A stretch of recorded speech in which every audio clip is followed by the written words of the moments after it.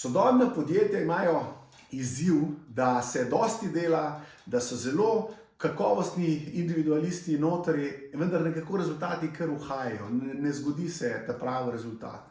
Kako ta problem rešimo? Ta prva stvar je fajn, da ugotovimo, da se sodobni ljudje zelo veliko izobražujejo, ker nam je tudi informacije in izobraževanje nam je zelo prikladno, zelo blizu. Lahko gledamo online, lahko gremo na delavnice, veliko je tega.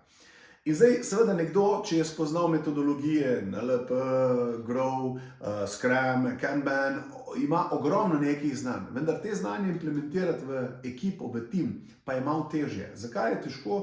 Prvič, vsi smo obremenjeni s svojim poslom in potem, ko en pride za njim novitetam, s katerimi imamo sodelavski odnos, imamo preteklost, imamo že nekaj, da se ni pokazal, zdaj se pa kaže z nekimi novimi stvarmi, kaj pa on sploh hoče in tako naprej, takrat rabimo enega mediatorja vmes, ki nam pomaga te stvari pravilno speljati.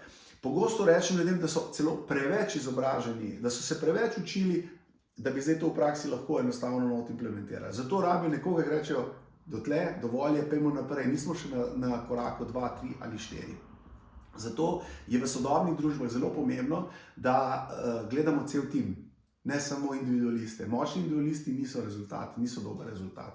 Najboljši je timska zadeva. Si predstavljate orkester brez dirigenta? Dirigent je pač pomemben, ampak glih tako kot tretja violina. Se pravi, če nekaj manjka, ne zveni dobro.